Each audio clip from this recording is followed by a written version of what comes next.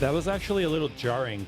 It's been so long since we've had the show because of holidays and stuff that I forgot I changed the song. Yeah. So I thought something else was playing randomly. Oops.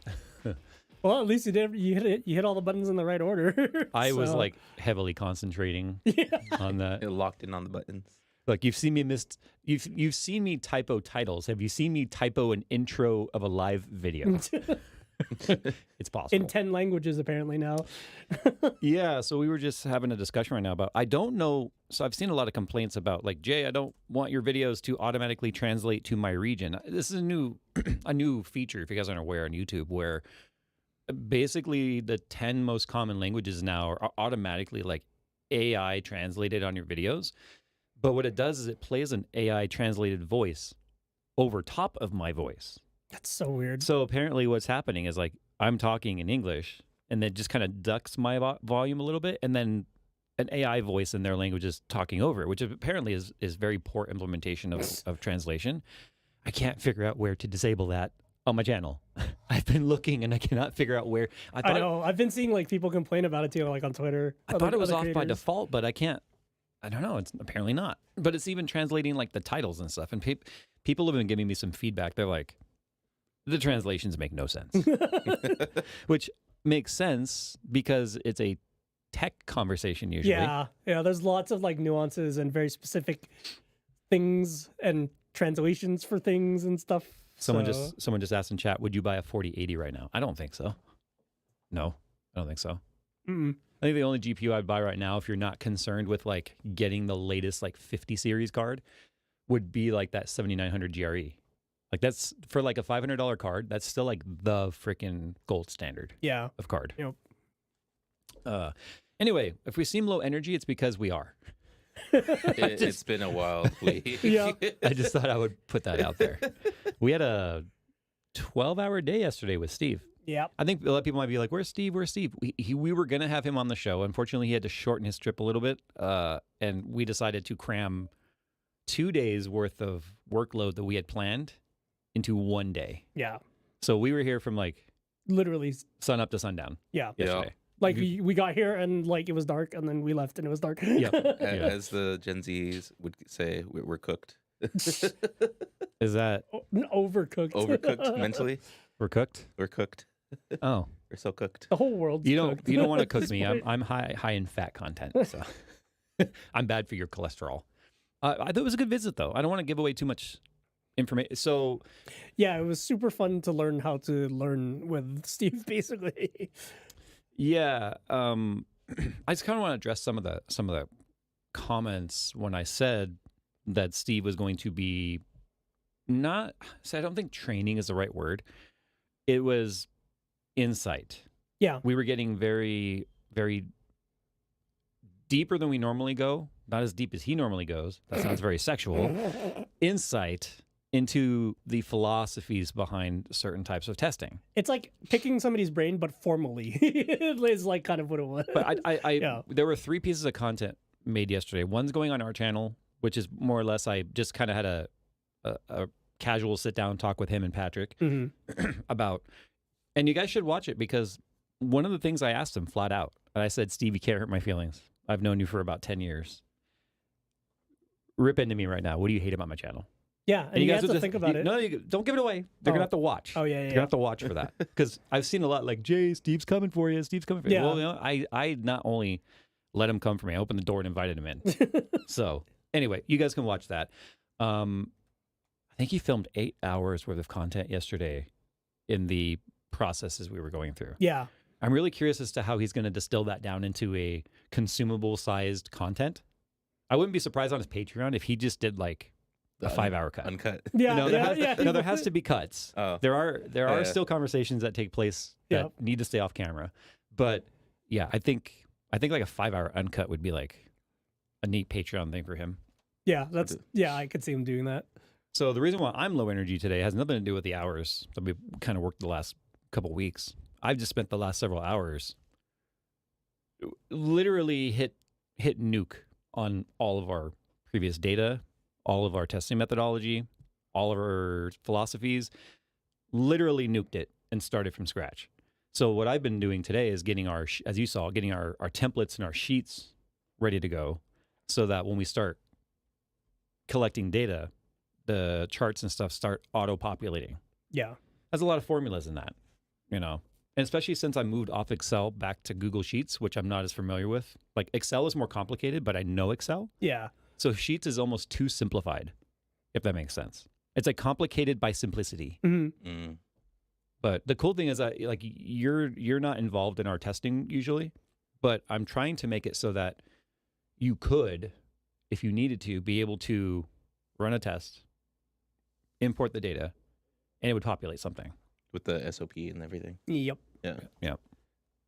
Like you said, it's like a pilot's like a checklist. You know what I mean? Like, as long as you read it out and make sure that you check off every single thing, then theoretically you should be doing it correctly. It's interesting though, because he was both Steve and Patrick were interested, and they're excited to kind of see what the next year looks like. So the best way to put this is, Steve has been doing the deep dive stuff for 16 years. Yeah. He's been doing that longer than I've been on YouTube, right? Because he obviously had the written site before YouTube, and then made a very successful transition to having both. Very successful written site and a very successful video channel. Not a lot of people can bridge and make both work, but his team is great at that. But if we're talking a construction, he would be like a fully developed like skyscraper right now, right? And he's got all his different levels of things. Each floor is a department that does stuff, right? What he did yesterday is he came in, excavated the ground, laid a foundation in forms, and poured the concrete. Yeah. But the concrete's not set yet, because it's my job to make sure that not only is it set, but now we're building on top of that foundation. Yep. So But it's better than our old foundation of toothpicks and like bamboo sticks. he wasn't that concerned with the current methodology we were using. It's just our current methodology did leave a lot of opportunity for error, whether it be human error or hardware error. And that was like one of the things that he kept mentioning, was that most of it is to prevent me from messing up myself. Yeah. Like a lot of his SOP and his procedures and his methodologies come about, which is, well, it has to remove ourselves from the equation as much as possible. Yeah, exactly. Like, it's just always just kind of attempting to get rid of the human factor of, you know, like accidentally typoing something or accidentally not having a correct setting or whatever, blah, blah, blah. Well, that's why they developed their own internal tools, so that even a human is not even transcribing anything. Because the moment you manually enter something, that's obviously a gaping hole of opportunity for mistakes. Yep. So, but yeah, it's I'm excited for it, and they're excited to see where we go in the next year, because the idea is that it gives us food for thought on other types of tests we want to run, and the types of data we want to collect.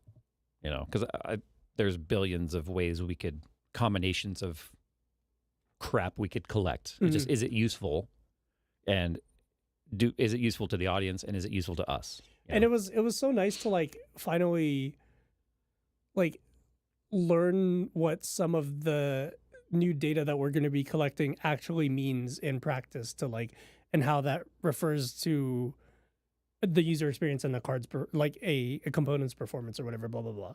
Yeah, like the entire, we must have spent like hours on just what is it, 95th and 99th percentile like of the frame times and stuff. And just finally understanding that. Well, because like, we've only ever showed average frames per second. Yeah. But now we're no longer going to be taking any sort of data that's spit out other than what we collect. Yep. What I mean is, like, you run an in-game benchmark, it shows you some numbers at the end. Those are useless. We're never going to use those again. Yep. It's always going to be data we collect through the methods we collect it. But we're not doing 1% and 0.1% lows anymore. In fact, Steve was very adamant, like, let's move away from the idea of lows. Yeah, because let's do average FPS, 95th percentile, and 99th percentile. Yep. And what that basically shows you is, here's the average FPS with all that combined. 95th percentile says 95% of your frames are going to be this fast or faster. 99th percentile says 99% will be this faster. But obviously, the higher that percentile goes, the lower that number is because it has to account for all the low spikes. Yeah. But it gives you more realistic data. But yeah, we were having a whole conversation yesterday about the idea of 1% and 0.1% low and how even that's like flawed today. Yeah. Yeah, because like they're the only ones that are actually like I like the idea of like when we're working with the percentile or when we're going to be working with the percentiles and stuff like that's kind of like the high level intro into the how stuttery, how inconsistent is this card / game / whatever, blah, blah, blah, performing. But when they do their numbers, they go like, they literally quantify that actual part instead of us just saying like, hey, like this frame rate it's this or better. They take all of those bad frames and then quantify it themselves to even like, they'll spit out a graph or whatever, or they'll do their actual proper 1% low, which means averaging every single one of those bad frames.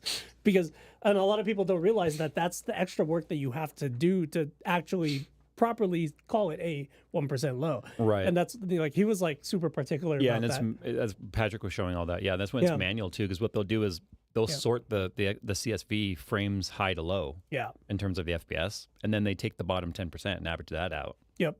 That's how they get and usually their 1% low is lower than what a benchmark's 1% low spit out. Yep.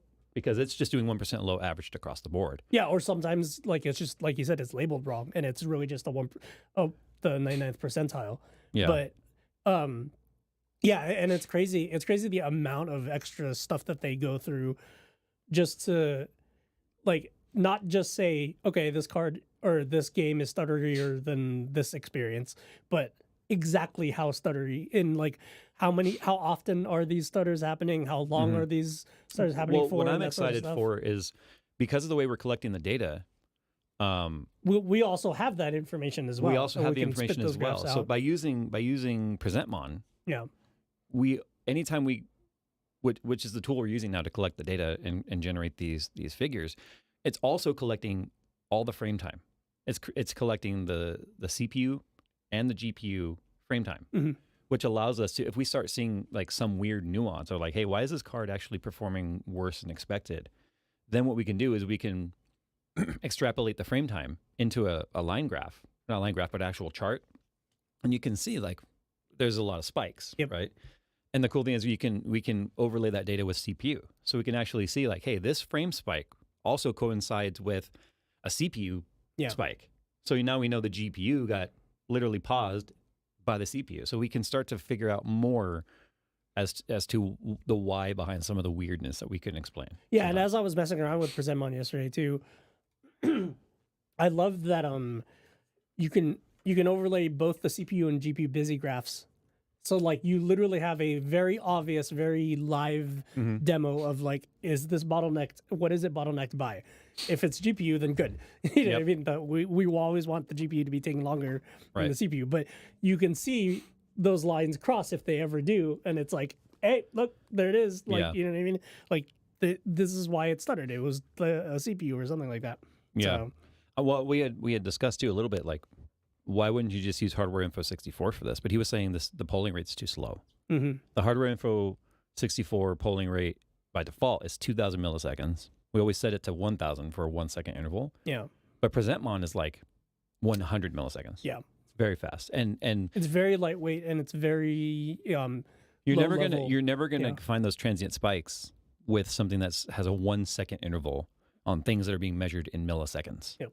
So yeah, I'm excited. I'm excited to start playing. We also throughout almost every game that we use currently, we're using new titles, and I've just started the research on like one of the things that was very exhausting to see him do was like, hey, when he's ready to test a new title, his research phase, oh my god, he'll put like 50 hours of research into one title, testing different areas of the game to find the highs and the lows and whatnot, and just to determine whether or not is the game even consistent enough to be a real result. Yeah. You know. But I love that because we have the extremes of what we used to do, which is just the CAN benchmark, and the extreme of what Steve does, which is freaking like insert himself into the game and like download his brain. Consumer. Yeah.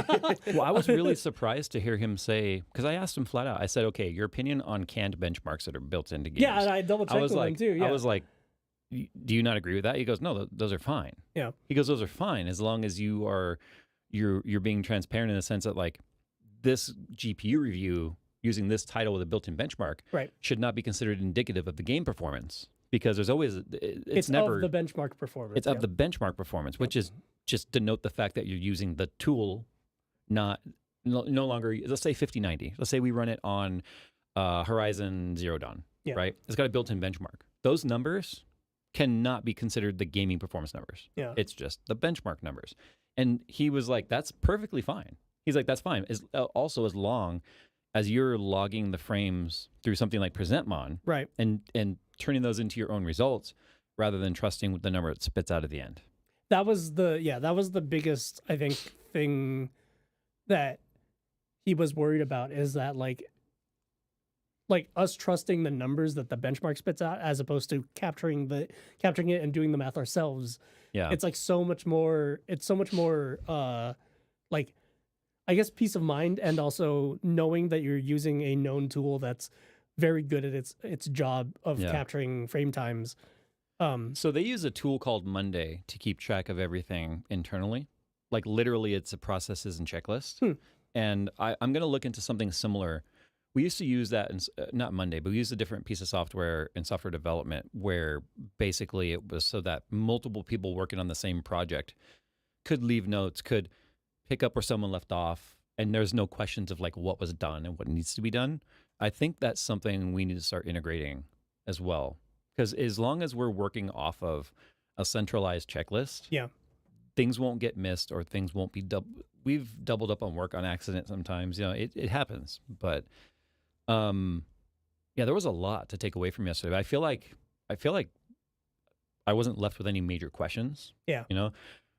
You kept disappearing. I'm assuming at some point yesterday you were just like, I'm out. I'm checked out on all this data.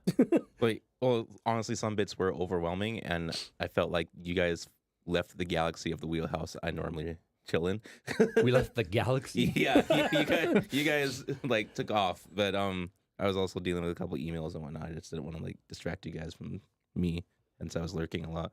But I remember at one point you were sitting over here on the table, and Steve walked over. He's like, "What are you working on, Nick?" And then you were just like, "I'm out of the way. I'm just on my phone." Yeah, I'm staying out of the way. He was like, "Oh," he thought there was a computer in front of you, but he was like, "Oh, okay." He thought you were working on something. No, but I think the best take, like my highlight for me was when he told me like he was actually getting inside the game, but he was making his own paths versus then like in different sections too. Like especially on like The Witcher.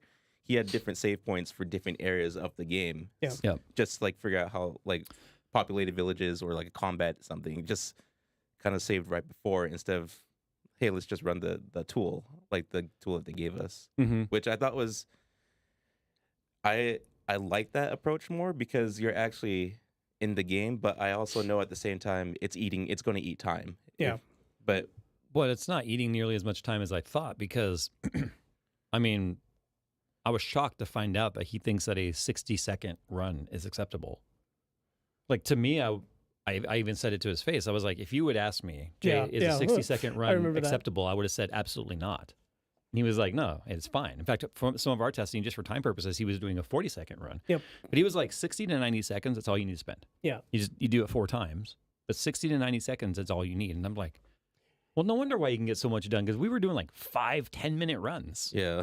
and it makes sense. It makes sense as after, he was walking through his whole like research phase and everything too, because it's just like there would be no time to capture 5 minutes in every single location in Cyberpunk, you know what I mean? Yeah. But that's why he's just grab snapshots so that way you can get a feel for how the game performs and what areas does this game, in what areas is this game heavier, like, because you would want to do it in the heavier areas, otherwise you're going to have more GPUs maybe smacking the cap. But I like that he had a very open kind of philosophy for that decision of like, okay, where am I going to test? Like at the end of the day, you got to pick one area, right, for you to test. And he's just like, as long as you can justify why you picked that area, you know what I mean? Like they said, when Phantom Liberty came out, their new test area was Dogtown because that was the new area, and they knew that it ran heavier graphically. And that's where our game save is too, right? Dogtown. It hasn't unlocked, but no, our game save's like in the middle of the city somewhere. Oh, okay.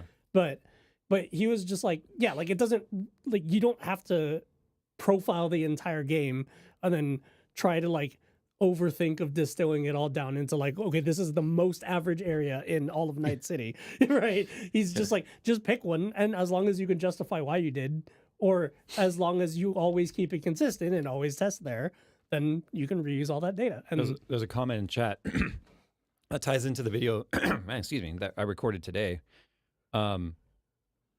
Says, ray tracing equals reflection in DLSS. That is such an oversimplification and a non-understanding of what ray tracing actually is. Yeah, and DLSS isn't ray tracing at all. Yeah, it's completely scaling. different. Yeah, I just want to point that out because that's the thing is like people will spit out some random garbage like that, and then people roll with it, and then you get all these misconceptions that snowball into quote unquote facts that are just I used wrong. to care about that. Now I'm just like, they're just ignorant. Well, because like I had to look into Indiana Jones and figure out like why did they decide ray tracing, like an RT card is required, but it's because of the global illumination, which has nothing to do with reflections. It does have to do with light bounds.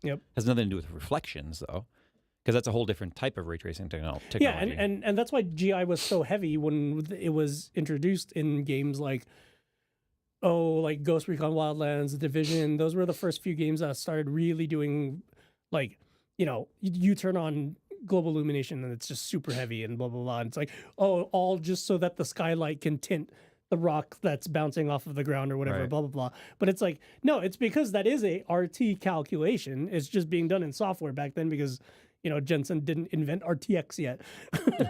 but like, yeah, to be fair, he didn't invent ray tracing either. I know. The sun did. But yeah. God, now I'm just like, wow, what if we simulated gravity and then actually bent the rays around every object? But anyway. Well, that would have to be done in like Space Engine. Yeah. But like, what is it? The fact that they said that their motor engine, just redundant sounding, which is a fork of Intech. Do you have a motor engine car? No, the machine games. Your electric motor engine car? Yeah, they were just like, we're just using the RT hardware to make the GI calculations faster. And it makes sense because then they can up the resolution of the GI and then get more accurate light bounce and like skylight tinting and all that sort of stuff that comes with global illumination. Yeah. And, and the funny thing about that is there's so many arguments that you could make against that too, where it's just like, why are we even wasting time with all of this global illumination? Because like baked lighting, like Half-Life 2 looks freaking amazing, right? You know what I mean? There's tons of games. I personally don't usually turn ray tracing on in games. We've talked about this a million times. Yeah, and honestly, like the biggest philosophical divide between that is, does the game have a day and night cycle? If it does, then you're going to have to calculate that lighting on the fly, which sucks because then it becomes heavy. Yeah. Then you're at the very least doing GI. If not RTGI. That's global illumination, not gastroenterology. Yeah. At the very least, you're doing global illumination in real time. May or may not be like fully ray traced, blah, blah, blah, and all that sort of stuff. But it's really just, if the game has a day and night cycle, it just becomes so much heavier because you can't just bake those light maps in like older games used to do that. Because like back in the day, you'd just be like, how did my PS2, like have all these beautiful landscapes that have like what appears to be, natural looking light bounce. Because it was and faked very well. Yeah, exactly. It was like, it was pre-rendered over the course of like 8 hours on the developers' computers, and then they just saved it as a texture overlay that goes on top of the, the base color texture and that sort of stuff. But nowadays, doing it live. Yep. Which means RT hardware if you actually want some decent fidelity. So, yeah, I mean, it's one of those things where it's just at some point you've got to rip the Band-Aid off and say, forward games require this hardware. Yep. Yeah. And it's and that's not even about a beautification type thing. It's just like you said, they're doing it live now in terms of letting the hardware in real time do the global illumination or the light bouncing. That's why in today's video, when you were talking about that, the last time we had to rip the Band-Aid off, which was essentially 25 years ago. 3D accelerators required. Yeah. I went and found all those old games with the box covers, and there's big stickers that are like 3D accelerator required. You need a 3D accelerator. Hey guys, you can't run this if you don't have a 3D card. And then so many people were pissed. I mean, I was pissed because what was it? It was Descent 3 for me that like made me. Like, I remember going to CompUSA, brought the game home, threw it on the computer, and then just think error. No 3D card detected. And I'm like, what the heck is a 3D accelerator? Yeah. Well, that's the Like, thing. Dad! Dad, we need a 3D accelerator. What the? I don't know. The box says. Yeah, whatever the box says. No, but I didn't even know that at the time. But, like, that was my Band-Aid rip-off time where I was like, okay, now I got to research this crap and then figure out what the hell a 3D accelerator is. I think if we really think about this, with the exception of maybe VRAM limitations, that's there's a major. This is the first major revolution in the Indiana Jones specifically is the first major revolution in we need to be as forward facing as possible in terms of the hardware and how we're going to utilize it. Which I was surprised because I think a lot of people in chat may not even be old enough to know what we're talking about regarding needing a 3D accelerator. Yeah. So this is only since then. This is the first time anyone's been left out because they don't have a quote unquote up to date hardware. Yeah. And it's only going to get worse. Yeah. It's. But I think fortunately, the hardware side of even like the frickin' the B580 performs so good at its price point that I don't 12 gigs of VRAM is just so killer for that price point. And I don't think it's going to. I think hardware is catching up to forward-facing compatibility faster than games are leveraging it. So I think more people will be ready than say the 3D accelerator revolution. Yeah, and I think a thing that like is easy for the PC side to ignore is that both current gen consoles also have RT hardware. And so that's why Machine Games was like, dude, like honestly get with the times, bro, because you know what I mean? If we're dropping this are you calling them PC plebs? No, that's the funny thing is when a console player can call a PC pleb, oh, you don't have RT cores? I have 4 of them. That's 4 more than you, you know? And then it's like, it'll run Indiana Jones on low settings. But yeah, like it was an interesting inclusion when the Xbox and the PS5 came out. For them to be running that RDNA architecture with, you know, RT accelerators and that sort of stuff, because I was wondering when the first time, you know, a developer of a cross-platform game was going to make that a requirement, because when the consoles are usually the bottom line whenever it comes to like a cross-plat game. See, Bryson in chat says Indiana Jones is the first title I've been hardware locked out of playing. My GTX 1080 will finally have to be retired. That was the point of today's video. Is like, hey, future games are going to force you into an upgrade. Most upgrades today are want to haves or nice to haves, not necessarily a need to have. Yeah, I mean, unless you're running a 15-year-old computer. I mean, even like you called me very disconnected. I don't think the video's live yet, by the way. Yeah, but you called me. The launch order is all weird. We're like 2 weeks ahead on content. Yeah. But you called me disconnected because I was like, oh, I think a 1080 Ti might be able to play some games just fine, or maybe it'll be able to do like 30 FPS in Cyberpunk, and you were like, dude, it's getting like 90. Yeah, and you said Cyberpunk low, and I ran it on 1440 Ultra with like some FSR, and then it was like getting like 80, 90 FPS.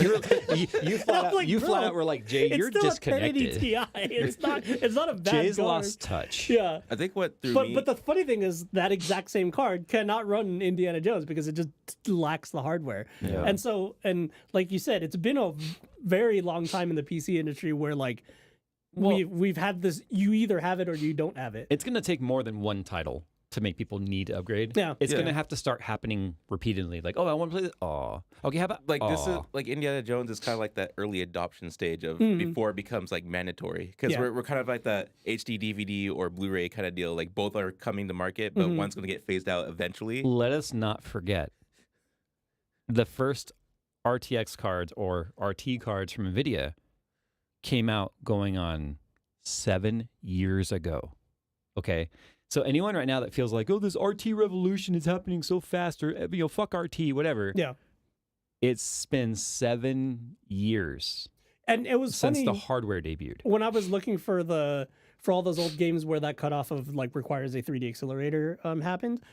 And I thought Half-Life would be one of them, but no, Half-Life actually had a software renderer. And I was like, oh, so it was optional for that. So that would be an example of a game that would be something like Cyberpunk where RT is not necessary. You can still run it on Ultra without any RT at all. What I think is crazy about the Indiana Jones requirements is the specs I went into today, I didn't even touch full RT. Yeah. I only talked about the basic specs Just needed GI. to start the game for global illumination. The crazy thing is the moment you say, I want Ultra, not even RT, full RT, 4080 is a requirement. There's a recommendation. 4080. We're talking a $1,000 graphics card is the recommended.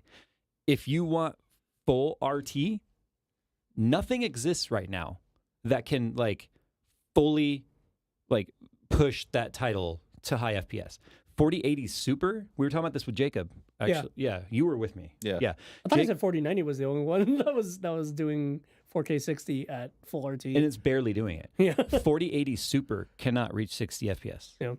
And that's a $1,000 graphics card. That's crazy. Yep. Yeah, my 4080 Super is. But that's because that. I mean, I installed the game and I slapped it all the way to max because I was like, screw it, whatever. Let's see. And then I did have to turn on frame generation for it to not be like 40-ish. Yeah. Well, and that's the FPS. thing is like Indiana Jones. It looks really freaking good though. And the developers it's a beautiful looking game. Like did not intend for that to be a like fully playable over 60 FPS feature set on today's generation hardware. Yeah, it's like when I'd say the last time this felt like it happened was like Half-Life 2, Doom 3 era, where it was like those games came out and it's like, yeah, you had to have top of the line hardware if you wanted to play it at like 1600 by 1200 or whatever, like some high resolution. I want to say the graphics card I had that I played Half-Life 2 on was a Radeon 1300 XT. Yeah, that was the run there. It was like a 512 megabyte card. Yeah. I believe I ended up playing it on low end. It was a FX 5200 GeForce that I had. And did you guys catch that? I said 512 megabyte card. Yeah, megabytes. Dude, I don't even remember what I got the orange box. I don't remember what my laptop was at the time, but it wasn't like I had. I already feel bad because you had a laptop. It was. Oh, okay. So for me, it was hyped because like it was an iBuyPower. Like I got a gaming laptop before I got that desktop with the 580, but like before Battlefield 3 and everything. So like it that's ran the for me. GTX 580, by the way, not the Intel one. For those wondering, numbers keep yeah. My bad. So yeah, we're on like the third like we're on the third 580 round around the horn. Yeah, we're on the third 580 because Nvidia had the 580, and then there was the RX 580, and now we have the B 580. Yeah. Oh yeah, there's three. Wow. Oh, one thing you actually didn't notice when you were talking about the Indiana Jones requirements was it was an A580, not a B580. Oh, I missed. Okay. Yeah, so I corrected. I forgot there was an Alchemist 580. No, I know, but I corrected it, and I was just like, the fact that it's an A580 is the minimum is like, wow, Intel's RT cores that came out are later. so good. We actually have one sitting right there on the ground. Yeah, the Orc. The Orc, yeah. Orc. I just forgot because I just remembered Alchemist, the A300 series, and then the 700 series. It just blew my mind that like, yeah, even Alchemist's RT cores were up to snuff apparently. But you were talking about needing to upgrade because your laptop, you got the orange box. Yeah. So, well, the first Half-Life update or the first upgrade was going to Battlefield 3. That's when we started playing more. That was when you got the X58. Yeah. The X58. Yeah, that was your full desktop. Desktop. Oh, I had to switch from my FX 5200 all the way up to a Radeon 4850 for Battlefield. I think what ruined me I was running afterwards. 680. Yeah. What ruined me afterwards was getting the 144 hertz panel from you. Oh yeah, the VG30. No, it was the VG24, whatever. Yeah, the Asus one. Yeah, that one. Because remember, I had 3 of them that I was doing in surround.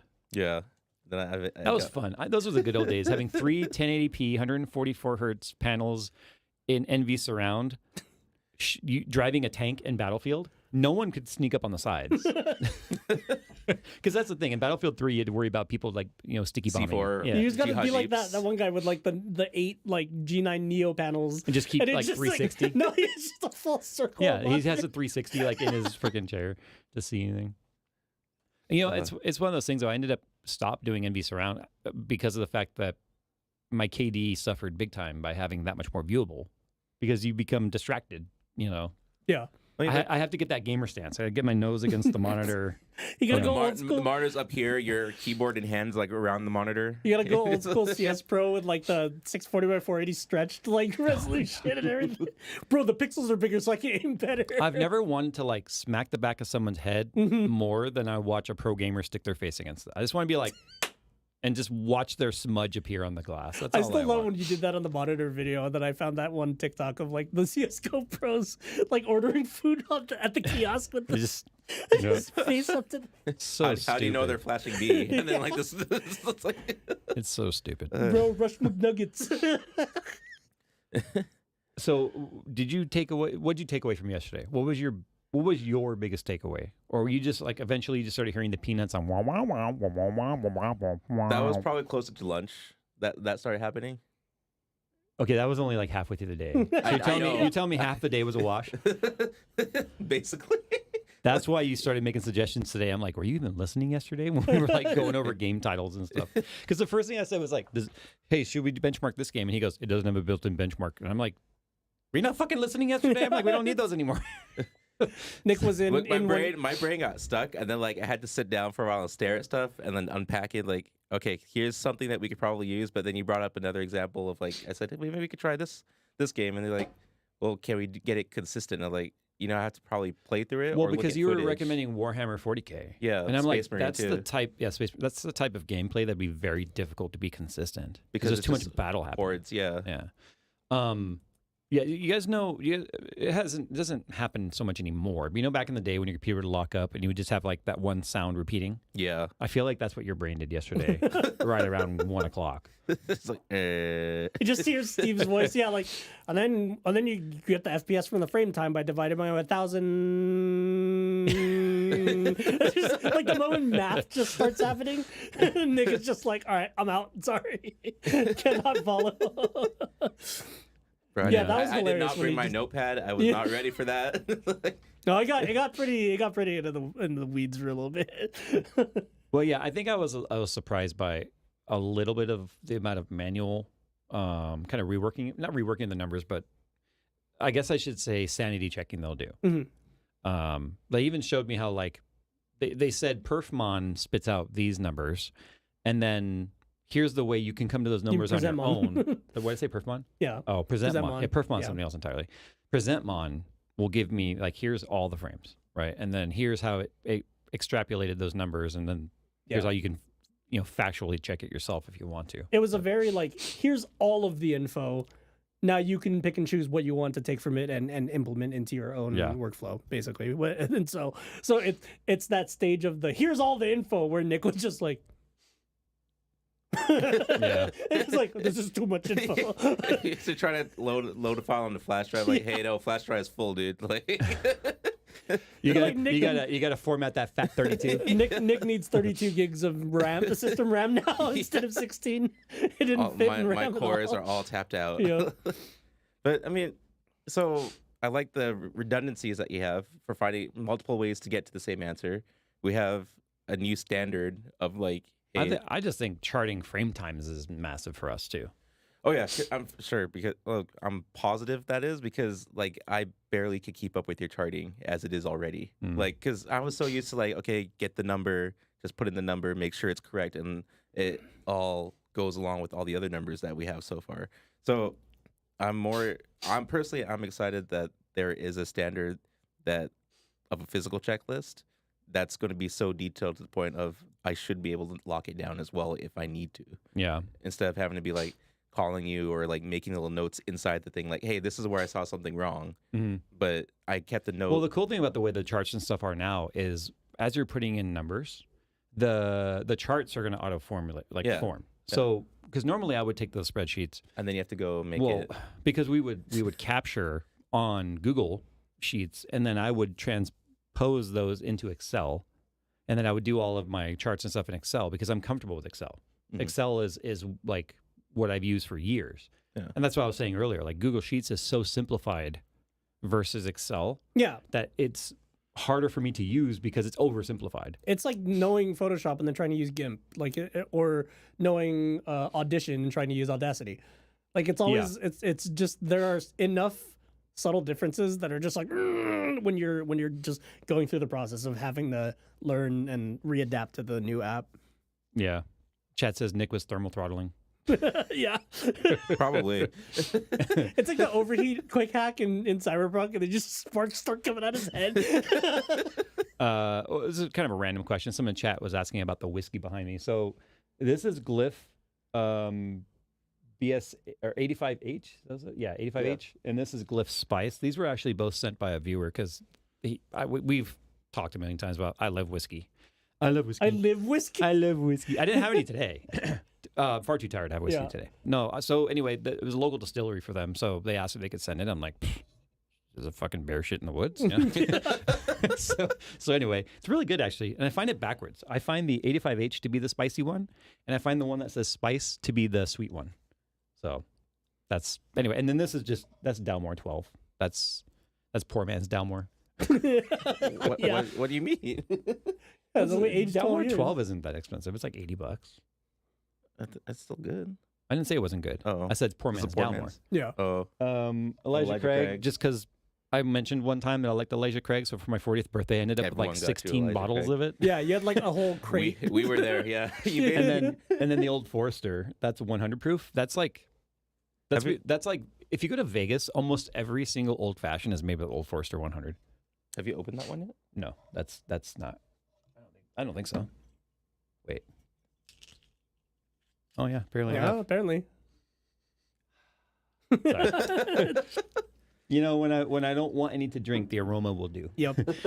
And on this wall behind me, as you can see, the latest bribe by Gamers Nexus.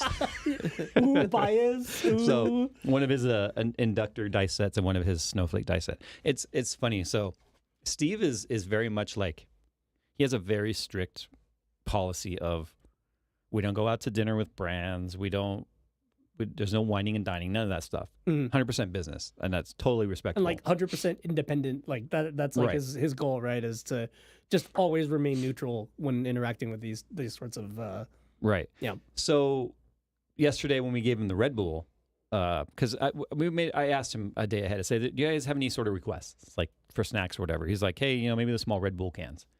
And we were like, okay, sure. So we gave them some Red Bull yesterday, and he was like, I'm going to have to mark this down in my disclosures, right? Like Jay gave me two, 20-ounce cans or 16-ounce cans of Red Bull. Smaller or than that. Whatever, the small one. The small cans. But he had two, so. And I went, so then do I have to put on my disclosure that you bribed me with your dice sets? I think that's only fair. That would have been so much more Red Bulls, though. He would have had to drink like 2 cases of them. Yeah. I made the comment that the cat one would be perfect for my daughter because she plays Dungeons and Dragons and she loves cats. So when I showed her the picture, she's like, "Oh my God, I want them." I'm like, "No, they're mine." So Steve was like, "I'll send you more." I was like, "No, let me support. I want to buy them." Yeah. But yeah. So anyway, if you guys are wondering, no, that's. So I've not actually looked at these cards like up close because he's a big like Magic the Gathering player and stuff, or used to be or whatever. So these are like foil cards. Yeah. But let's see. So this is... Dude, it's a holographic Charizard. You got to get them PSA rated. So Snowflake, Heedless something is behind the ear. Anyway, Creature, Cat, Avatar. I can't read with the foil. Do you have your phone? Can you look at light it up? Snowflake's... Oh, wait. Yeah, Snowflake's power and toughness are each equal to the number of cats on the battlefield. Chaos is what you make it. She makes it a friend. That's funny. That sounds kind of OP. Just put more cats on the field. And then this one's the electric goblin, or a goblin of some sort. Token creature, goblin. Yep. What's his power? Grug didn't know why the fork caused the wires to spark, but he knew it made a good weapon. Electric fork. Got it. Yeah, fork in the socket. But yeah, the artwork. That's funny. Yeah, but the artwork and stuff was done internally. Yeah, that's dope. Yeah, this is cool. I mean, talk about somebody that built a presence on tech and then totally branched out into something else entirely. It helps that they have. I'm assuming the art stuff was done by either their 3D guy or like whoever's in their art department because they have a very talented set of people over there. Yeah, they do. For that sort of stuff. I was feeling so bad for Vitaly. Oh yeah, dude. At least I had an easy rig, but still, Yeah, holding a camera for 10 hours. Yeah. Ooh. Why don't you go ahead and queue up some of the questions? Okay. So if you guys are wondering too, our questions that Nick is reading is actually from our Discord. So it's JayzTwoCents, discord.gg/JayzTwoCents. Yeah, but today's Discord or today's thread is locked, so you got to wait till next one goes up. which You is wait going till to be next after the year. new year. Yeah. Yeah. So Next year. or we might just put it up so we collect questions Yeah. to use for it because this round we only got 17, which is good, but Oh yeah, Steve's mom did the snowflake drawing. That's right. Dang, she's talented. Holy crap! That's dope. Did she actually draw it, or she like Photoshop that? Either way, why not both? good work, Steve's mom. Do you think her hair's just as long? Sorry. Anyway, go ahead. Oh my gosh. All right. First question Random comes thought. from Mama's Bandy. Nexus. What happened to the JayzTwoCars channel, and what are your favorite creators for watching car content? JayzTwoCars became an unimportant time spend, if that makes sense. When I have work and I have my own, like I have hobbies and I have a family, I always have more things I want to do than I have time to do. And the car stuff has been backburnered for quite a bit. Yeah. I actually just had a conversation day before yesterday, though, about the 68. You were hearing that one when I was talking to Mike about brakes. Oh, yeah. Yeah. So stuff is happening just very, very slowly. Look, you could watch tree sap move faster than I am on that 68, but it's still moving. Glacier speed. 2 feet a year. It'll be 2068. It'll be 2068 when it finally... The 100-year anniversary? Hell yeah. Are we going to have glaciers left by then? Yeah, probably not. All the people using AI. There aren't going to be any cats on that car? Of course not. No environment here. All right. It's okay. All it Oh, takes is- my favorite tech YouTubers, Yeah. or car YouTubers. You're watching the Cletus McFarland YouTube channel. I do hear a lot I of hear that. that like They all every day. suck. No. I've been interested in seeing his latest builds, especially like the Pro Mod, stuff like that. Vice Grip Garage is still my favorite to watch, just in terms of interesting factor, especially with the will it run and drive series. But I've actually been watching more of him on Motor Trend, his roadworthy rescues. Those are fun because they're like 1 hour versions of like his 3 hour videos he puts on YouTube. But instead of just getting the car to run again, he not only gets it running again back to his shop, he then mods it in some way to make it a project that is like That's cool. something different. Like he did a tow truck.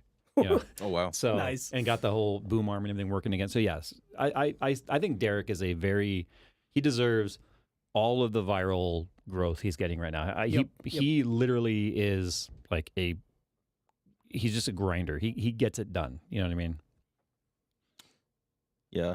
I've been watching the ex-Hoonigan guys. Vin is one of my favorites because... Oh, that's right, because they went defunct, right? Yeah, but like he, apart from just doing his car builds, he actually started doing actual track racing. So he did like touring car. He's part of the touring car program for Hyundai, which I thought was just neat. And then he has his GT3 RS and stuff. But it still feels Hoonigan-ish to me, but more like just a guy and cars. And the other guy I've been watching a lot of lately, or guys I should say, is the ex-Donut Media guys who did Big Time, because they're building like an E46 M3. Like I'm gravitating back to like the 2000s cars kind of thing. It's funny though, because I feel like the channels you watch and the channels I watch for car stuff matches our generation gap. Because I feel like you're more like Gen Z car guy, and I'm definitely more like... I think I might take offense to that, but... Sucks because you I are. would need 100,000% you are. I would need the rest of the show to explain my reasoning for that. But you No, are, not even. you The are, rest of the year. you are 1,000% a Gen Z car guy, and I am definitely more Grandpa Boomery. You car literally guy. have a Z that's two different colors right now because it's not done. Carbon fiber is... Yeah, that's a color, but... Yeah, it's the... Oh my God, it's the most like... I remember... So I what- saw your IG story and Okay. you were like, oh, it's the two-tone is growing on me. And I was like, no! Nick, it's turning into Gen Z. It sat long enough, Yeah. like Jay's Camaro project. It's that long enough. Oh He my drives a Z because he's Gen Z. I'm sorry, but my LS7 though costs more than your whole build. Yeah. Yes, I'm going to be a snob on that one. go for it. Because I had the hell I went through to source that LS7. I was there. Yeah, I was there too. Yeah. I was there for both Camaros before we got to the other this one's one. actually outside. How long's it been since I've driven that thing? Anyway, so the misfire ended up just being the bad battery. Fun fact. We'll come back Oh, to no. explaining why. That's funny. No, so I told you guys like my ZL1 had been sitting for like, okay, we'll put this in perspective. It's a 2018. We're going into 2025. Okay. That is kind of getting old. I put the first 20,000 miles in that car in its first year and a half. Okay. The car is about to be 8 years old, and I just passed 23,000. So I did 20,000 in a year and a half. Yeah. With your driving hours But or it miles? still had the original battery in it. And it kept, even though I had a battery tender on it, it kept dying if it sat overnight and stuff. Yeah. My thought was like, when the car is running, the battery doesn't matter so much because of the generator or the alternator, right? But we kept getting bad misfires under full load and fourth gear, which is the 1-to-1 ratio gear. And I couldn't figure it out. And then finally, my friend Kyle was like, dude, how old's your battery? I was like, it's factory. He's like, you need to switch that out. He's like, get an actual proper GM AC Delco made for my car. And I did. And all the problems went away. And I'm like, that's I also never would have guessed that. because in that car, when you go full throttle, it disengages the alternator. Why? Oh, just because of the drag? So the battery is responsible for all of the voltage. And if I have a bad cell, Yeah. so of course at max duty cycle at fourth gear 1-to-1 high RPM, the battery can't keep up with the electrical draw. TIL, that's a thing that cars do. I mean, we all know the air conditioner compressor turns off, but I had never heard of the alternator turning off. Yeah, I didn't think the alternator would be that much drag, or I guess they're just really wanting to just get rid of as much as possible. Yeah. Like So from the anyway, entire drivetrain. but that's one of the reasons why I drove it today. I was literally beating the snot out of it on the way here. Yeah, no misfires. Nice. No. So you didn't have to U-turn after you picked it up. You just needed a The only double-A U-turn battery. I did, the only U-turn I did was on purpose because I was like, if you hold the throttle down long enough, you can do a 360 pretty easily, you know. But anyway, Things I can't relate to. you have a rear-wheel drive car. If you get enough momentum, you'll. Yeah. Oh wait, you still have the VLSD. yeah. Oh yeah, back to your car. Oh my god. You have the carbon fiber hood. The fenders. You have the custom carbon fiber fenders that they use your car to sort of Make, yeah. make.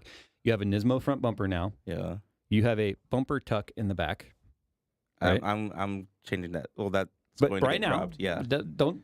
Nope. Yeah. Nope. Gen Zers talk about what they're gonna do. Okay. You got to talk about what you've done. I gotta take it to takeover now. Wait, did you say VLSD? Yeah. It's viscous LSD. Is because Yeah. you bought it with V-Bucks because Fortnite, because Gen Z. You have a Tomei exhaust. Yes. Oh yeah, the Tomei. That's my highlight. Yeah. Your wheels kind of change depending on your mood or what damage you've done to them, and you upgraded to the Brembo brakes from the Track Edition.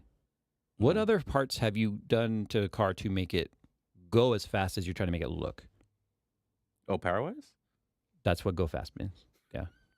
I mean, you can probably run on hopes and dreams. It did work in Fast and basically- Furious, though. Basically hopes and dreams, but it's more suspension work than actual power.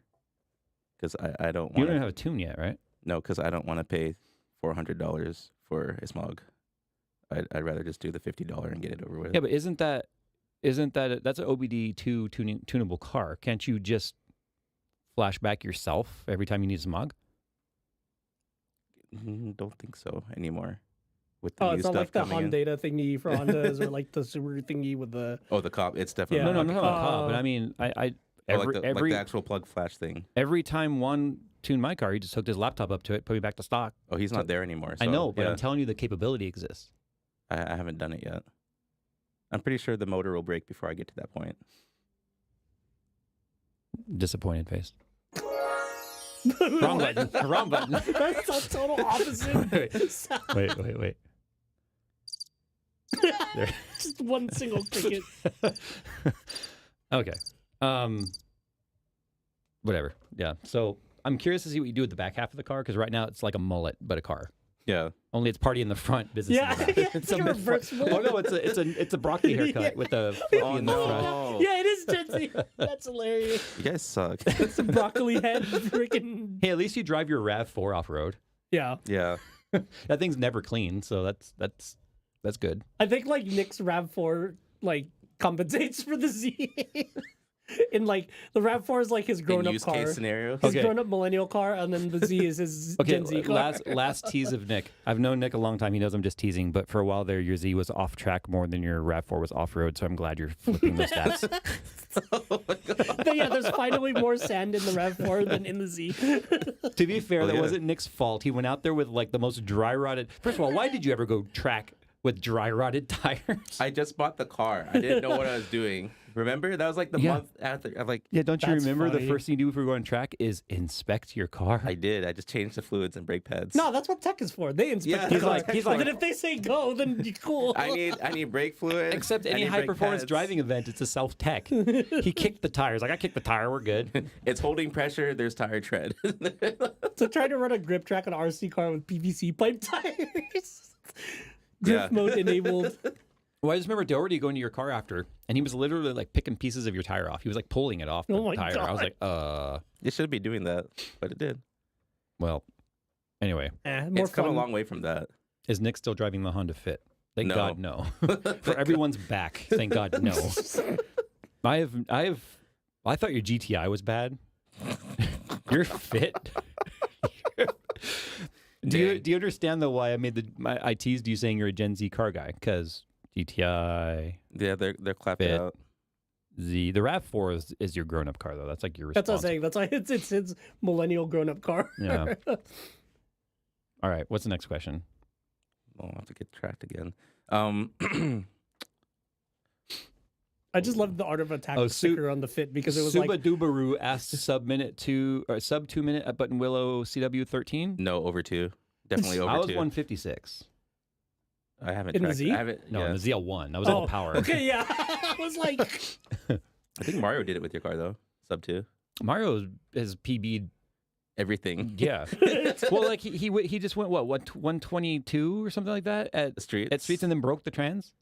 Yeah. I like how he's the one that keeps breaking the car. I didn't because he's pushing it much harder than I ever did. You broke. Well, no, you broke the belt there. Breaking a belt is not breaking the car. It's part of the car. You need it to run. Yeah, and I was able to drive it home normal. He had to go home in fourth gear doing like 45 miles an hour at 5,000 RPM the whole way home. He made it home though. I saw the posts. jeez. I can't imagine what that sounded like. Yeah. Pain. You'd probably be so deaf for like the next day. Anyways, what are some channels outside of mainstream tech that you've thought of trying to collaborate with? For example, VGG, Vice Grip Garage.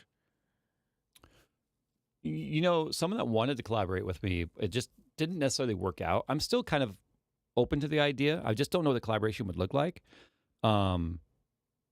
Is actually Tavares.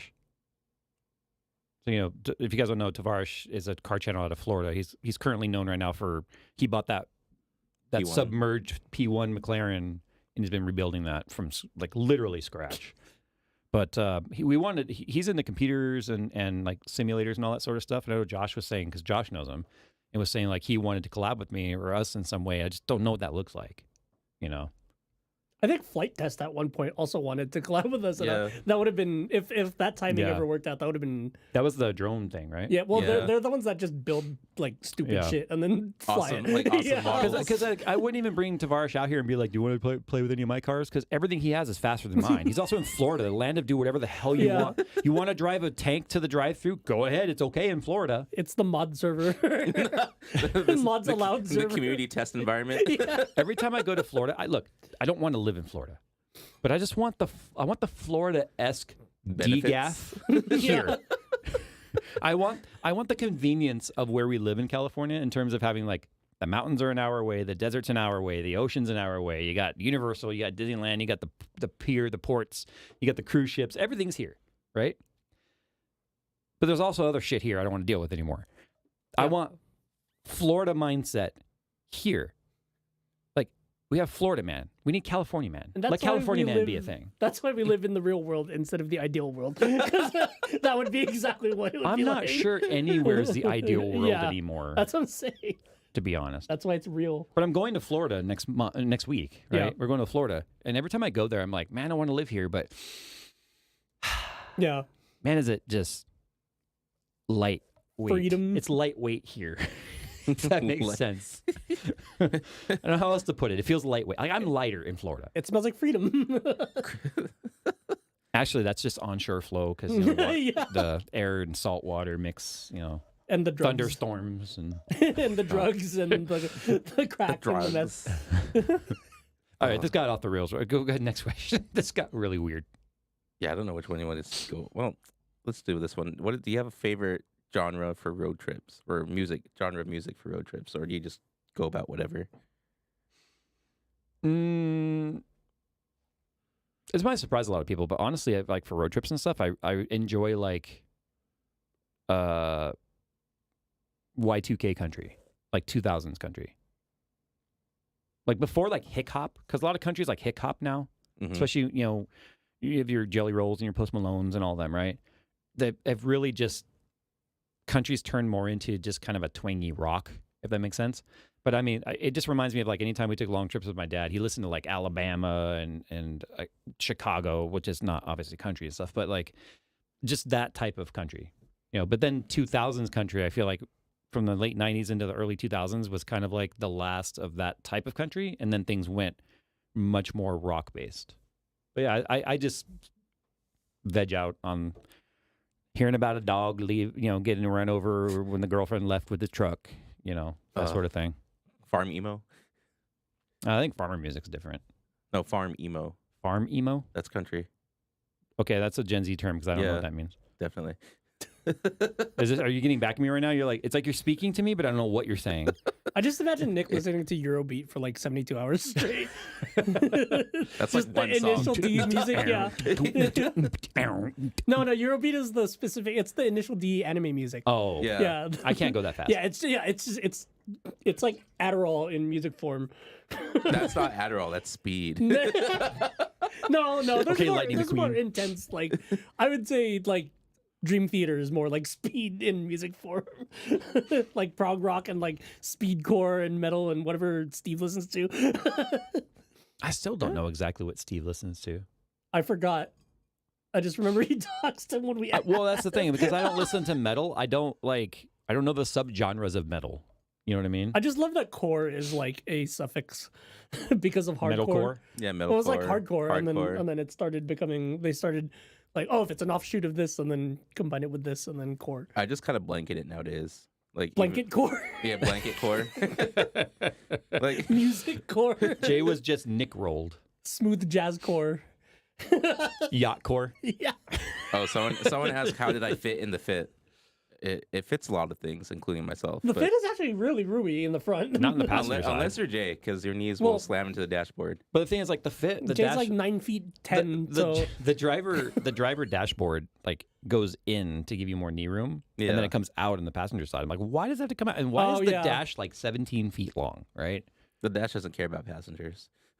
When you have to go clean that windshield, you got to like literally lay on top of that thing to clean it. I think it's because the hood is so short and the engine is pushed so far back. Because the engine's like under that. That they still have to have that crumple zone between your knees and the engine block. So that's what the dash is. The fun thing about that car was like the weight balance was damn near 50-50 on it when we put it on scales when we went to Auto Club one day. Yeah, it's like a Miata but stupider looking, basically. Yeah, that thing was like a race car. But it just didn't have race car power. I remember thinking that driving my friend's Fit too. I was like, it's like a Miata, but just goofy looking and front wheel drive. It's a hatchback Miata that's front wheel. Meanwhile, Lazar's still tracking his. Yeah. Oh yeah, dude, he's killing it. It's like he's on I think 2-time defender of his autocross league right now. So going on year 3. Honda is like the king of like just putting balanced suspension setups on goofy ass cars. Like it's just like they build like a solid suspension setup first, and then it's just like, okay, put whatever you want on top. Make it look goofy on top. It's a toast. It's a like toaster oven that ate Sonic. Actually, this is funny. So Dan Sims in chat says you should do a collab with the Slow Mo guys. Gavin has said that you guys are one of their favorite YouTube channels. I've talked to Gavin many times in private message. We initially wanted to try and do something together, and then COVID happened, and we just haven't really revisited the idea. I'm not sure what we do that he could capture in slow-mo. I don't know, maybe like a close-up of what a tire looks like when it's doing a burnout. I don't know. Yeah, we were thinking that, or like I don't know, something to do with like some of the guns that you shoot, but What about but like, even then, like they've been They doing do all gun that stuff all the time. Yeah, well, I was gonna say they've been doing all that stuff with Kentucky Ballistics, who has Yeah. a lot larger guns than we're ever allowed to have out here. They are Dude, that definitely punt gun- they are definitely not legal to carry across the border into this state. unfortunately. I just don't know what what I would do that's slow-mo. Yeah, there's nothing in computers. That's I feel like like it would that have to be car related in some way, but I just don't know what. What about the lightning arc between the chairs and door frames when it's dry enough in here? Yeah, but he already did Electro Boom, and then Yeah. and even Oh. then, that was actually like sparking and lightning is one of those things that's so fast that it's hard Very for hard. even them to capture. Like they were shooting at like 1.8 million FPS, and it was still just like a couple frames, which was insane. Jem was saying to do LN2 plus slow-mo. It might be neat to see it actually, if we can actually see it convert into a gas and like disappear.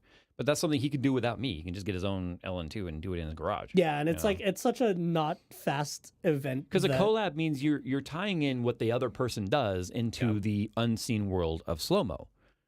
It's just, okay, here's Jay benchmarking at 100,000 frames per second.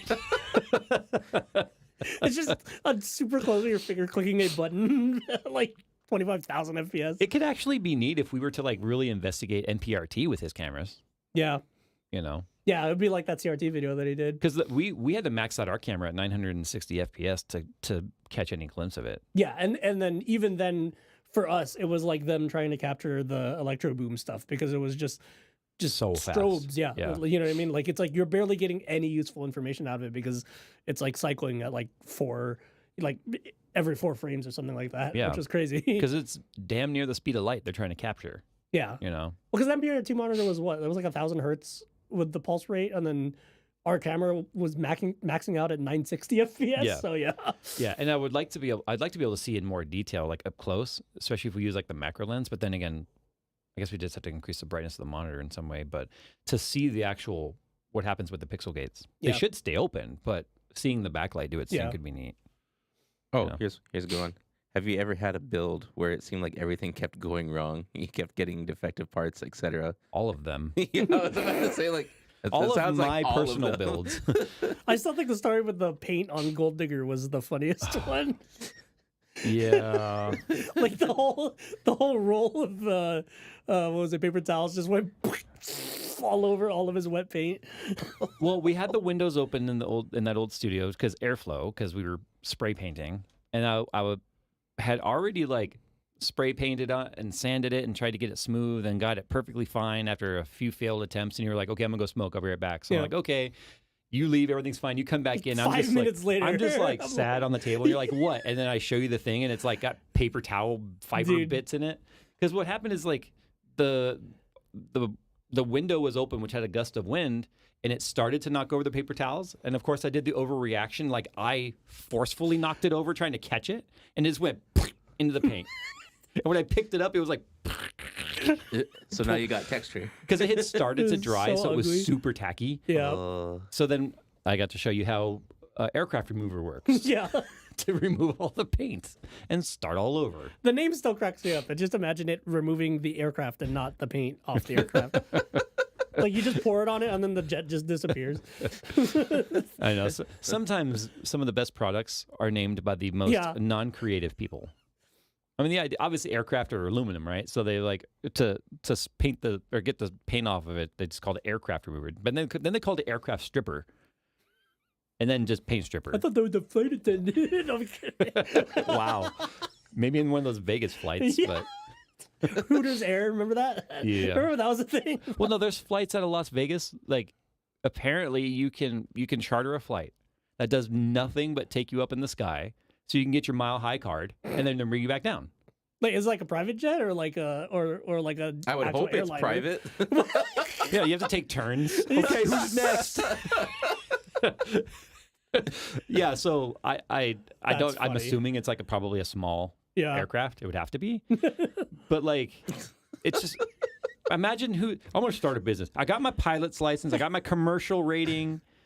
I'm gonna start a sky sex service. Yeah. You know what? That's what we're gonna do. Imagine trying to contract that. Hey, I need a C5 Globemaster. Like, how many people can we fit in this thing? Just like, We're going for the Guinness Book of World Record mile high orgy.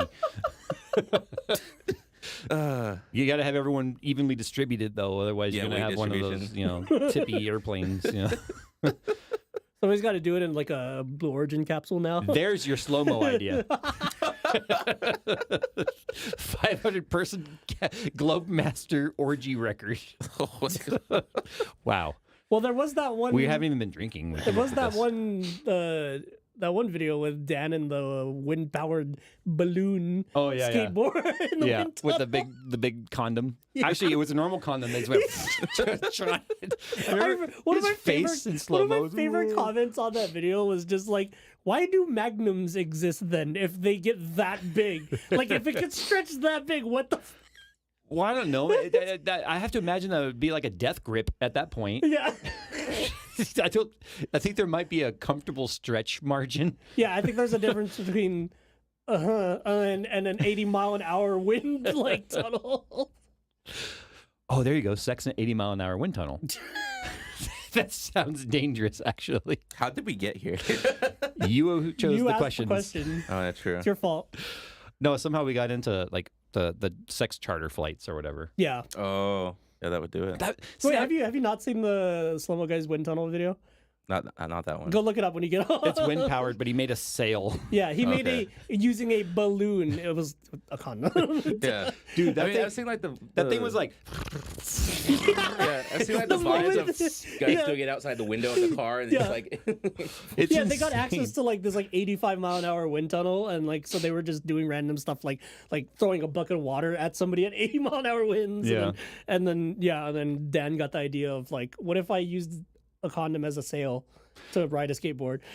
all right. So going back though to the charter flights, how weird would it be boarding that plane? Yeah. And everyone's greeting you and getting you in. You got to do the FAA rules and regulations and shit, and you're getting ready to take off, but knowing good and well why they're on that plane. Yep. I'd be like, can I see your cleaning records? Like, you know, do you disinfect after every flight? Just don't shine a black light. we just incinerate the whole plane afterwards. Yeah, just buy a new one every we time. just aircraft remove it. Is what we Yeah, do. aircraft remover. That's what that's for. All right. What's next? Jesus. That's a good one. You're supposed to curate these already. Well, I was just going down a list because we had so many. I'm like, oh, this will be fun. And then some of them was like, oh, we kind of answered this one already. And so, well, when you were working in IT, how did you handle the stress? Or Yeah. great question. Yeah. Next question. Next question. Cool. Efficiency right there. Oh, okay. Actually, I didn't really drink back then. I ate. Yeah, no, okay, that makes If sense. you've seen the old photos of me, then you would get it. All right. So, as a parent, have you subjected the little ones to childhood trauma in the form of Land Before Time, The Never-Ending Story, or like any of those movies? I don't know if they've seen that. I remember you telling me one of your kids was like, "What's this?" and it was a VHS tape. Well, They, my, like, my didn't oldest know my what it oldest was. knows about VHS because, so you know how Disney would put like movies in the vault. Yeah. I mean, she wanted to watch Aladdin when she was little, and my mom had it on VHS and still had like a VCR, so she watched it on there. My youngest has no idea what a cassette tape is. She doesn't even know what a CD-ROM or a Jeez. CD is. Like, to be honest, she has no idea. She is like the first true gen of like not knowing about any sort of analog media. Like, it's all digital streaming for her.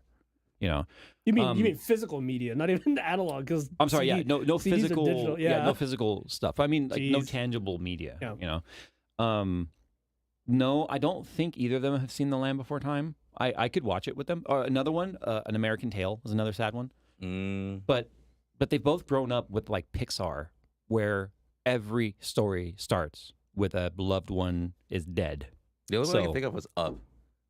Well, because Up you watch their entire life. Yeah. Yeah, true. That's my wife's favorite Disney movie, and her favorite song, like score, like music scores, are from that movie. Mm. And fun fact, so we put that piano together that we bought.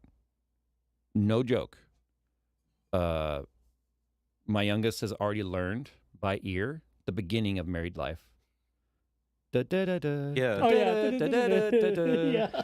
And my wife was like, "Is she gonna be like you? Is she gonna learn music by By ear?" ear? I'm like, maybe. But the thing is, I know the piano like all the theory behind. I played piano since I was 5, so I put it together, and immediately my kids were like, "Can you play anything?" And I just started like, I came up with more of like, it was like a kind of like a pop type of theme.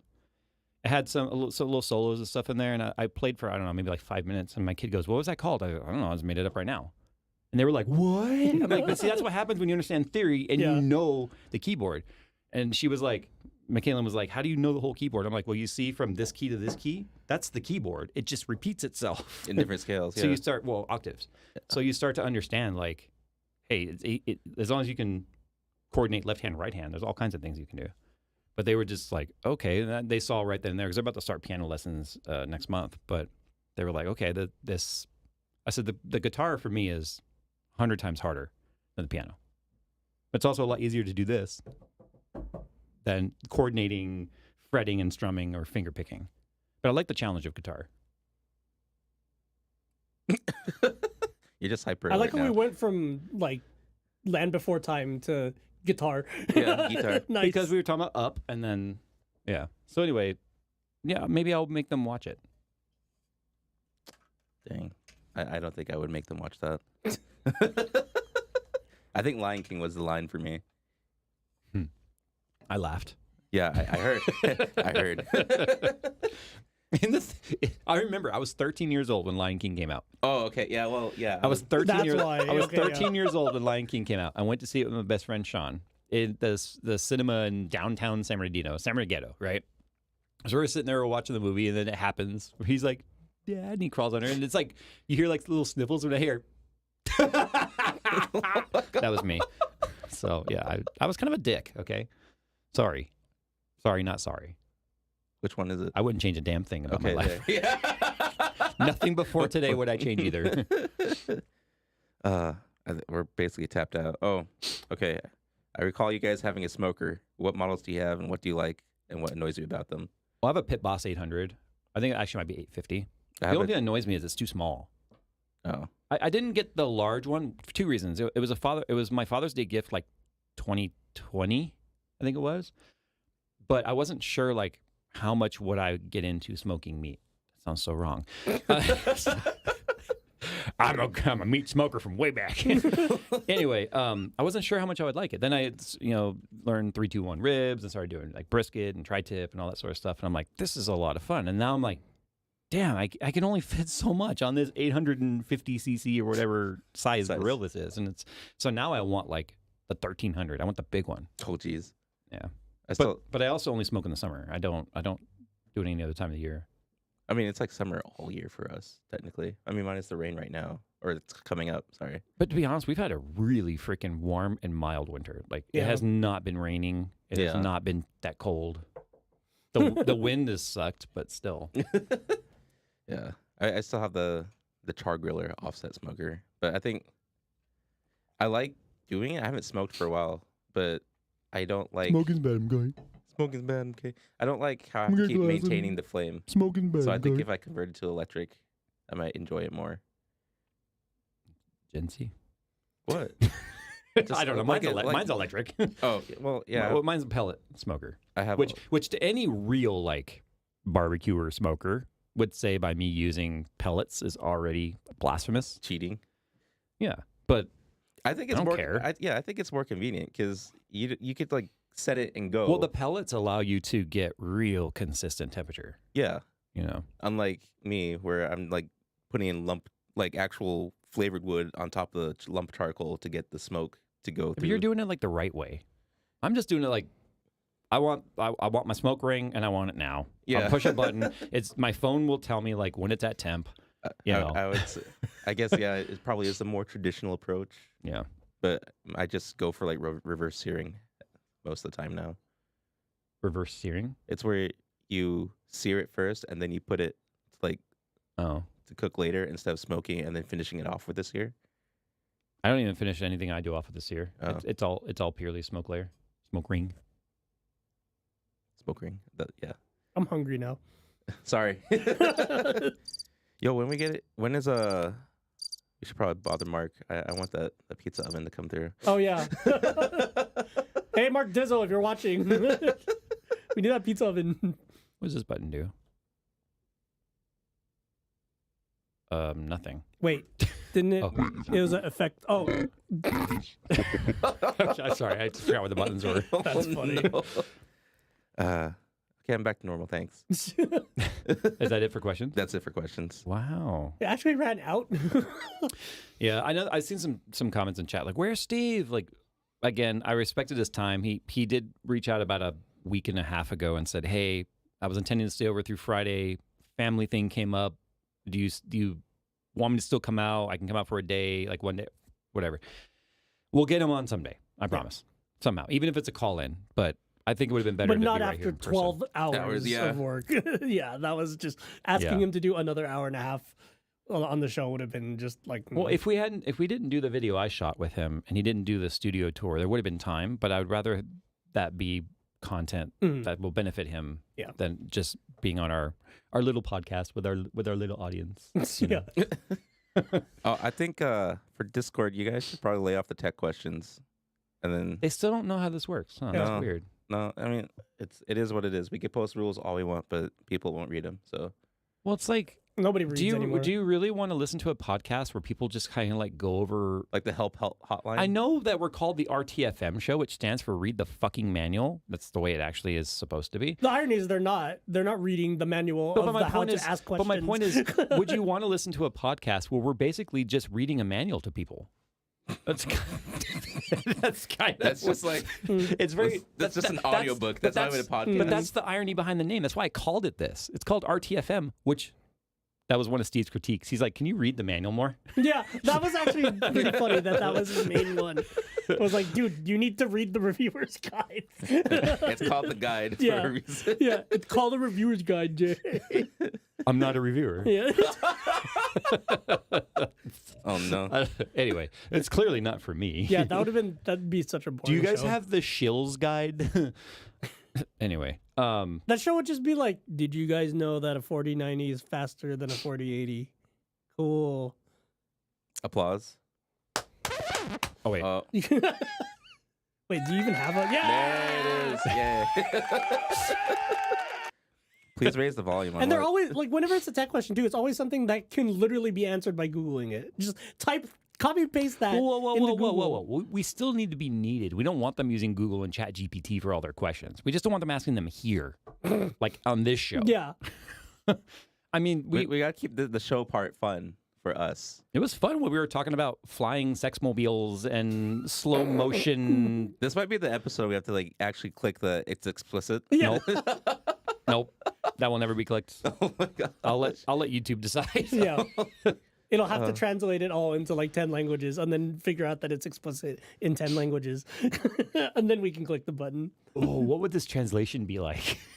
In say, Un aeroplano de sexo. no, I feel like Spanish would be easy. Like, Yeah. what's a weird language that I probably don't translate to very well?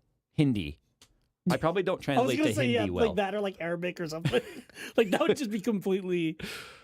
It's fun because I've already gotten so many emails from people telling me like the auto translations are so freaking wrong on your channel. Please disable them. I don't know how. YouTube does not make it clear. Maybe we got an RTFM. You think there's a manual for YouTube? Yeah, There probably there's- is. there Do you think? never No. is. Do you actually think YouTube gives me any sort of like? It's probably just like an FAQ with the. No, ask you don't support. understand. You don't understand. So as a YouTube partner and as a, I guess you would call it a largish channel, even though there's hundreds and hundreds of channels that are in the tens of millions, right? I get access to features with no idea what they do.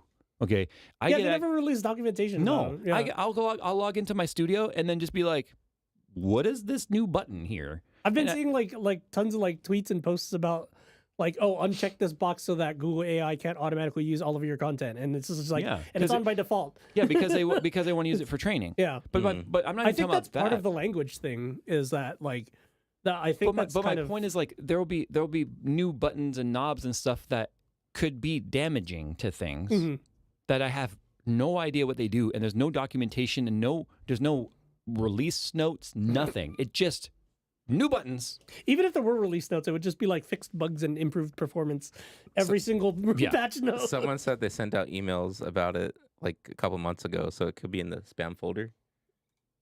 Well, they sent out emails of what the feature does and how it's going to work, but I don't recall there being like how to disable it. And it's one of those things of like disabled is enabled kind of a thing. I remember that.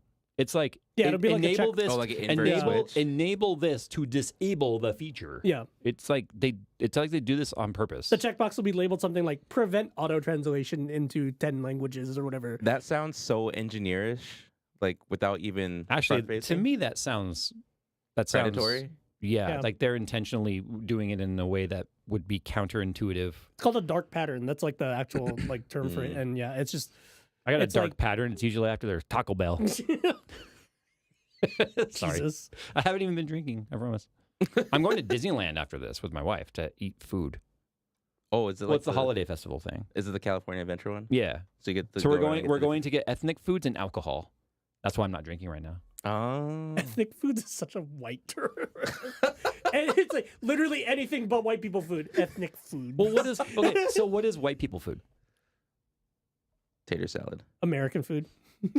Which is but America's America's a melting pot. So it is. You can't even really technically call the hamburger American food either. Casserole. Oh, that's just we have extra shit. Let's put it in a pan and put it in the oven. We've got to clean out the fridge. That's what casserole That is. is the last resort for dinner. Yeah, I've never willingly ingested a casserole. So. It's like a dump cake, but for food, right?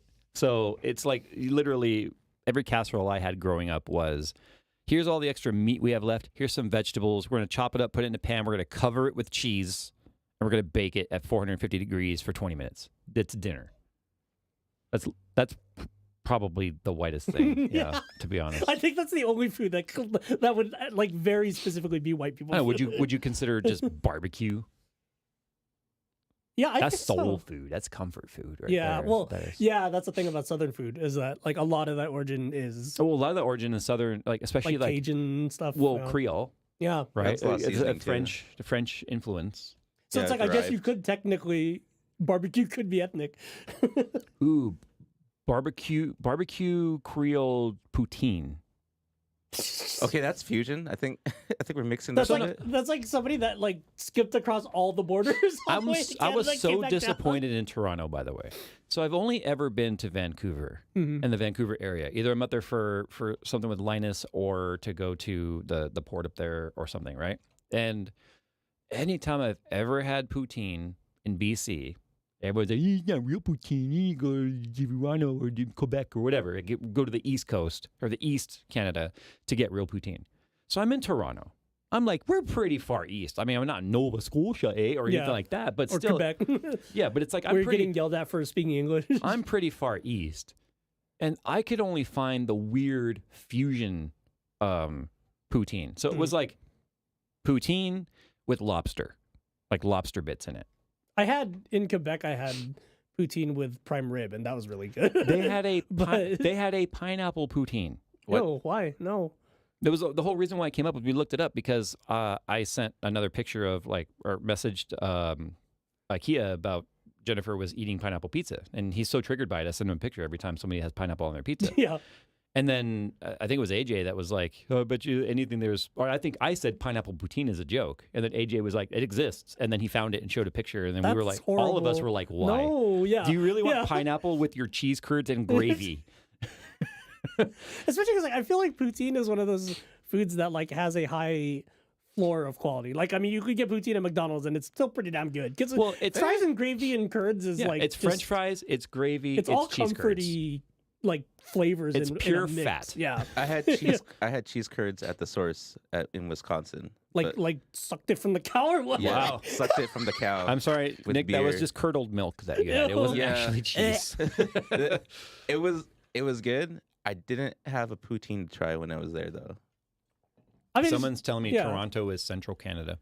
That's so weird to me to think of that though. That shows how wide Canada really is because Toronto is only an hour and a half from Buffalo, New York. Just go to the Hat and get gravy fries, and then throw some mozzarella sticks on top of it, and then it's like 80% of the way to poutine.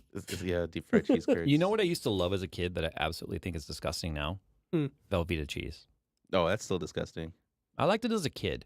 So we talk about, okay, here's your white people food. You want to know how I ended up being 500 pounds? One of the comfort foods that like we would have for dinner is Frito pie. Frito chips, like scoop chips. Yeah. Sounds so good. Hormel chili. Oh my Okay. God, And that sounds melted so Velveeta good. cheese on it mixed in. That sounds so good. I've thrown Velveeta cheese on top of spaghetti before because I'm Filipino. Okay, So. I've never heard of that. Look at Nick. He looks like the freaking You had the side-eye spaghetti meme from Jollibee. Futurama. It is pretty good. Yeah, it has shredded American cheese on top, dude. But that's You not didn't- Velveeta. Velveeta's American cheese. But that's in a can. That's the only time I've seen it. Wait, does the shape make a Wait, difference wait, of the taste? Oh, are you talking about the? Are you talking The about brick cheese, like the Velveeta, it's like Yeah, floppy yeah, and wibbly. yeah.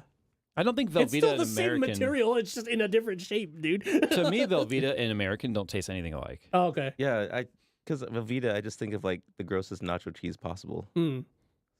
Yeah, but you gotta mix it with something. That's why it mixed well with the Hormel like Chili. meat chili. Yeah, It has to be no beans, by the way. The beans texture, in my opinion, ruin it. it's like how Taco Bell. Do you really want me having beans? I mean, think about that too. So, but I made him literally like, what the hell last night? It wouldn't stop. That's funny. That sounds gross. Let me back up. Uh, I was being polite while Steve was here, and I was holding. oh yeah. And when Oh they yeah, all- I didn't think about that. They all left. the whole day, 12 They hours. all left. We went upstairs, and Nick's like, I'm looking at the calendar, and Nick's doing something, and it was like, I don't know, probably like 3 minutes worth of this. This dude got like the 380 millimeter from Helldivers. Nice. And just like dropped it on us. That's hilarious. So this is why no beans, right? But the Hormel chili, chunky meat with the melted Velveeta cheese on Frito chips, dinner. Yeah, I that's mean, how. that sounds great. That's how you get to honestly. 500 pounds. Yeah, Okay, I I'm know. tell- Do you think I had just one helping of that? What Another. was the other time you mentioned one serving Velveeta? is It's like like I an think it was a entire- commercial we heard, and it was like 32 ounces of Velveeta cheese. I'm like, did they really just say 32 ounces of Velveeta cheese? Heck yeah, man. I was like, The funny thing is, I'm lactose intolerant too. So like, even if I did, I can think of another white person food. what? Hamburger helper. Stroganoff. That was Hamburger my helper. favorite as a kid. Honestly, was the stroganoff hamburger helper. Well, it's so easy to make. It's like fry up some meat, right? Mm. Freaking melt the noodles or whatever, or you got to put in all the stuff. Let the noodles It soften was just up. such a let it savory. cool. It's such a savory like sauce base. It's probably how I got gallstones. To know the yeah, truth. yeah, I know. You know, to Probably be half the honest, reason I'm dealing with health stuff now too. to be honest, I've never ever had to wonder how I got to 500 pounds. I just have to wonder how I made it there without dying first Mm. with the way that I ate for many, many years, to be honest.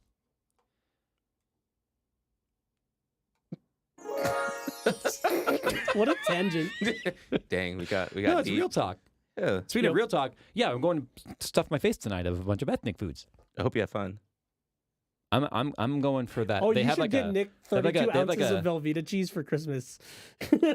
there we go. Just a giant tub of it. If they still have Or the the whole same one block. they had last year, they have this really good like it's like a Mexican cinnamon hot chocolate. Oh yeah, isn't that champurrado? Champurrado? Yeah. But they yeah. have that also with like a coffee. Like, Ooh, Yeah. that sounds good. I want to go. No. I don't want to go with you. Oh. Yeah. I don't want you to go with me either. Speaking of going with, it's time for us to. Going with away. To go. I was like, away. "Where's the music?" Oh, there it is. Yeah, it's, it's- time to going with away. I love it. Anyway, I hope you guys all have a good Christmas or whatever holiday you celebrate, and a great New Year. We will be back the week of the 13th for the next show. And yeah, I guess it's time to end the show. It's getting progressively louder. Oh my God, end the show. Gross. That's his sex voice. Oh my god, I'm gonna come.